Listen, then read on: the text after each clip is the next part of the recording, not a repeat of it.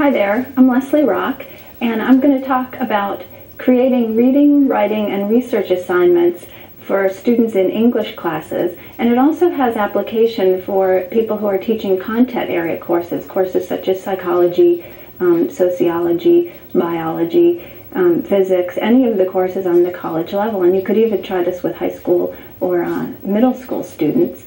The key is to think about your reading and writing assignments as something that will involve content, and I think that's one thing that teachers often have a hard time with. You kind of want your students to write and you want your students to read, but you end up kind of giving them a mixed bag of reading assignments that don't have any real coherence or any sort of theme. So I like to think about giving my students assignments that are related to a particular content area. And I'm going to use two examples to really illustrate how you could do this on very different levels.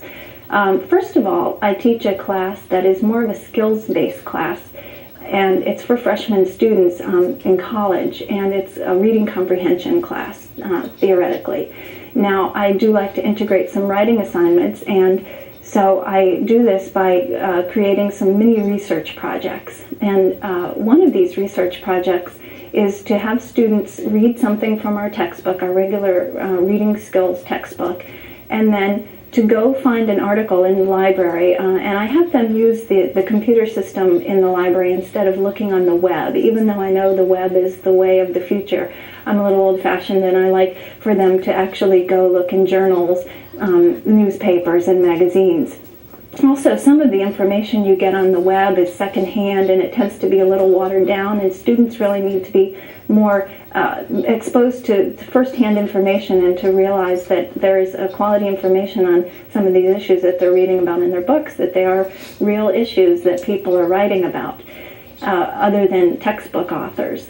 So that being said, I send them off to the library and I ask them to look for an issue that came up in the reading that we were doing, so that they're getting exposure to the textbook writing and then writing from a journal or periodical or some such source. And then they assemble their sources. So students usually come to class with an article that they've researched on the topic, and then I have all of the students write the name of the article and the main idea from the article on the blackboards in the classroom, the author's name, volume number, other things like that that might be pertinent for other students who would be interested in looking up the same article, because often students see a topic and then they decide they want to work on that topic. So there's a little information sharing in the beginning. So students come in, they write the name of the article, the main idea, whatnot, on the board, and then everyone browses around at these different issues that have been brought to class, and they decide on their research project that they're going to do related to that topic. And the activity that I just described really involves a lot of skill. I mean, you know, we're teaching students how to find and write main idea statements, and there's the activity that kind of brings it into practice in a sort of academic way. Instead of just reading a paragraph and writing down the main idea, now they're doing it to do a real research project. So they look at these titles and main ideas, and then they go off and start their own research project. And you can really arrange this however you'd like. I usually have students practice the skills that I'm working on in class, like concept mapping. Maybe they'll go find the article, draw a concept map of that article, which means any number of things. It could be a timeline, it could be clustering. It depends on what the pattern of organization was in that reading that they were doing, and often it's a combination of patterns, which is good for them to see as well. So they draw a concept map, maybe you write a summary, and here they're bringing in all the skills that they've learned in class. And then the real key where they start to do some serious research, and even though it's on a very fundamental level, it's really beneficial for them, because we do it as scholars on all levels, all the way up to doctoral dissertations, master's thesis, and whatnot, even writing papers for presentations, is to bring the information from the different sources into one cohesive piece at the end. So it's sort of like writing a little literature review, if you will. Certainly not like a master's thesis, but it's a start. So students are always tempted to summarize the article, and then in the report again, write another summary of the articles. But what I encourage them to do is look for the issues in the article. So, for example, if you have 2 articles on smoking cessation programs, and you find out that, wow, the patch keeps coming up again and again, well, maybe that should be a heading in your report, and under that you can put both of the articles' information on that issue. And so they start to think about discourse communities and how writers respond to each other, and how writers are writing to create a body of knowledge, and then they become writers creating a new body of knowledge with their report. So even, just thinking about using that with freshman students on a skills level, you really get some kind of interesting projects.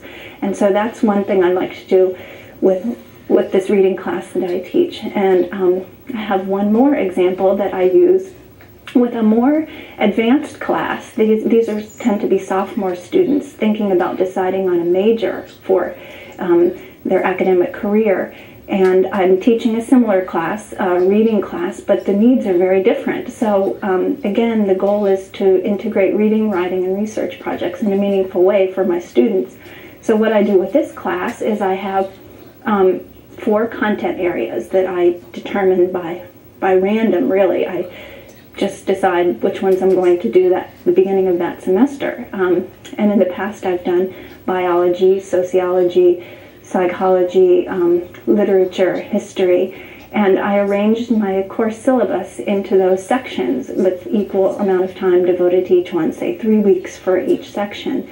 And then I have a guest speaker come to class from each of those areas and do a little mini lecture on some important content that they determine on their own from their area. It could be, one time I had a gentleman talk about he was doing child psychology, so he decided to talk about Erickson's stages of development, and that was really perfect because it was contained in a 1-hour lecture, and it gave the students some content which they could then apply to their research projects. So in that 3-week period after his lecture, we did all kinds of different research, reading and writing assignments, which then culminated in a short research paper, about a 7 to 10 page research paper. And doing that paper, they learned all kinds of things. They learned how psychologists talk about different issues in the area. They learned more in depth about the theory, Erickson's theory. They learned how psychologists write, how psychologists think. They learned about writing the psychology paper, APA style, and how to put the paper together, write an abstract, and the different sections of the paper, how it should be arranged. And they did this, like I said, for 5 different content areas. So students then, when they went off to their major courses, they knew MLA style, they knew CBE style from biology, they knew APA style, they knew how to arrange papers in the content areas. And I think it was a really beneficial course for students who were thinking about becoming academics. And like I said, these are just 2 examples of how you can create reading, writing, and research projects for your students at all levels, and to add some content to what would otherwise be sort of vacuous English courses.